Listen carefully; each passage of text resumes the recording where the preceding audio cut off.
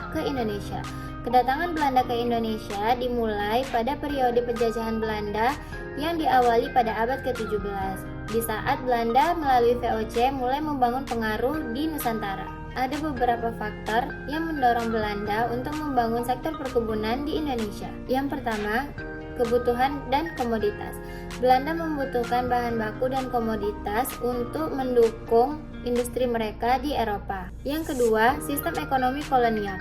Belanda menerapkan sistem ekonomi kolonial yang bertujuan untuk memaksimalkan keuntungan dengan mengeksploitasi sumber daya alam di Indonesia. Yang ketiga, mengeksploitasi sumber daya alam. Sektor perkebunan di Indonesia menjadi salah satu cara bagi Belanda untuk mengeksploitasi sumber daya alam secara besar-besaran. Secara keseluruhan, sektor perkebunan menjadi salah satu pilar utama bagi Belanda untuk menjajahi Indonesia, yang tidak hanya menguntungkan mereka secara ekonomi, melainkan juga memperkuat kontrol mereka atas wilayah-wilayah di Indonesia.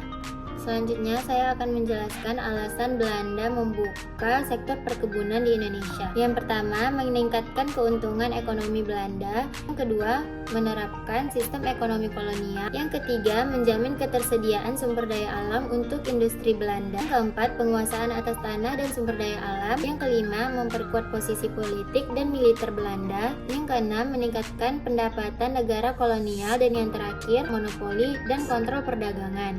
Secara keseluruhan, tujuan Belanda membangun sektor perkebunan di Indonesia adalah untuk menguasai sumber daya alam yang maksimal, juga untuk meningkatkan keuntungan, meningkatkan pendapatan negara, serta untuk mengendalikan perdagangan internasional. Saya akan melanjutkan materi tentang konsep perkebunan. Yang pertama itu definisi perkebunan. Perkebunan adalah lahan yang ditanam secara intensif dengan satu jenis tanaman untuk tujuan komersial. Yang kedua ada jenis-jenis tanaman yang ditanam. Yang pertama ada teh, muncul di Jawa dan menjadi salah satu komoditas ekspor. Yang kedua ada kopi, ditanam di dataran tinggi dengan Sumatera dan Jawa sebagai pusat produksi. Yang ketiga ada tebu, digunakan untuk gula, menjadi salah satu komoditas yang penting bagi industri. Yang terakhir ada rempah-rempah seperti cengkeh dan pala, tetap menjadi primadona ekspor. Yang terakhir ada peran perkebunan dalam ekonomi kolonial. Yang pertama, meningkatkan produksi dan kontribusi terhadap pendapatan negara. Yang kedua, memperkuat posisi Belanda dalam perdagangan global. Berikutnya materi tentang kebijakan pemerintah Belanda. Yang pertama adalah sistem tanam paksa. Sistem tanam paksa atau Kulturstelsel adalah kebijakan yang diterapkan oleh Gubernur Jenderal Hindia Belanda, Johannes van Desbok. Sistem tanam paksa diterapkan pada tahun 1830. Kebijakan ini mewajibkan rakyat untuk menanam 20% dari lahan mereka dengan tanaman ekspor seperti kopi, teh, dan tebu, serta menyerahkan hasilnya kepada pemerintah kolonial. Tujuannya adalah untuk meningkatkan pendapatan Belanda yang mengalami krisis keuangan akibat perang. Sistem ini berlangsung hingga 1870 dan menyebabkan penderitaan besar bagi petani Indonesia. Berikutnya adalah kebijakan untuk menarik investor swasta. Yang pertama, menawarkan insentif fiskal dan perlindungan hukum bagi investor.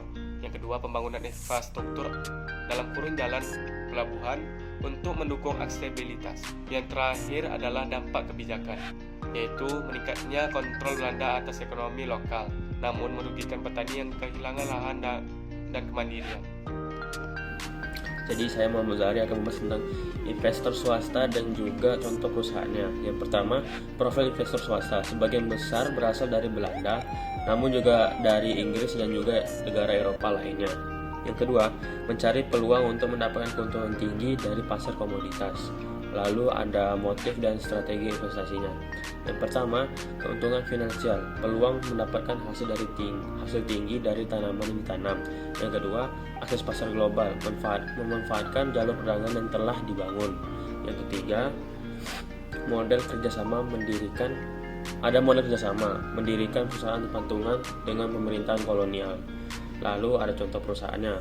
Yang pertama, perusahaan Verenigd Oost-Indisch Company atau bisa disingkat juga VOC. Didirikan pada tahun 1602, VOC adalah negara perusahaan dagang Belanda yang memiliki hak monopoli atas perdagangan di Asia, termasuk Indonesia. Lalu ada perusahaan kedua, NV Kulturmaatschappai. Perusahaan ini didirikan pada abad ke-20 untuk mengelola perkebunan kopi dan teh di Jawa.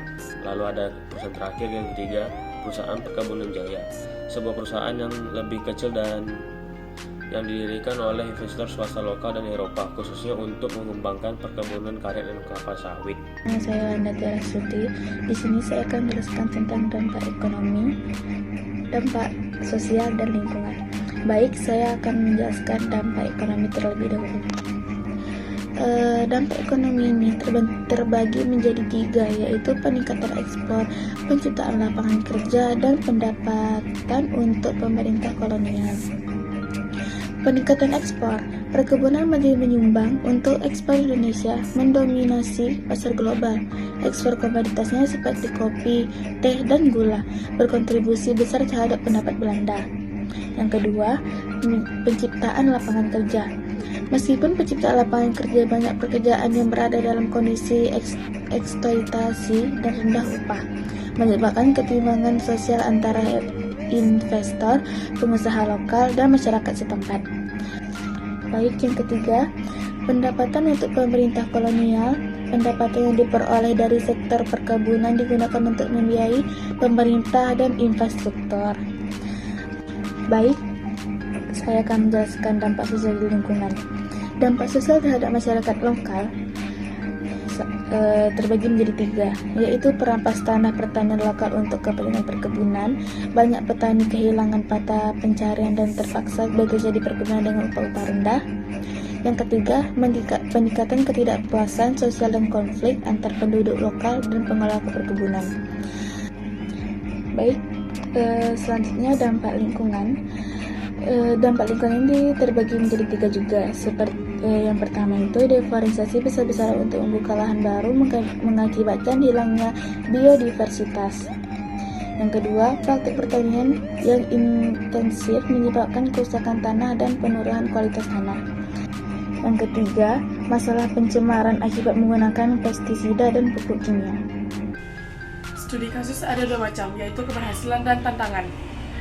Keberhasilannya menjadi salah satu penghasil kopi terbesar dan terkenal di dunia dan meningkatkan pendapatan ekspor dan ekonomi lokal dalam jangka pendek.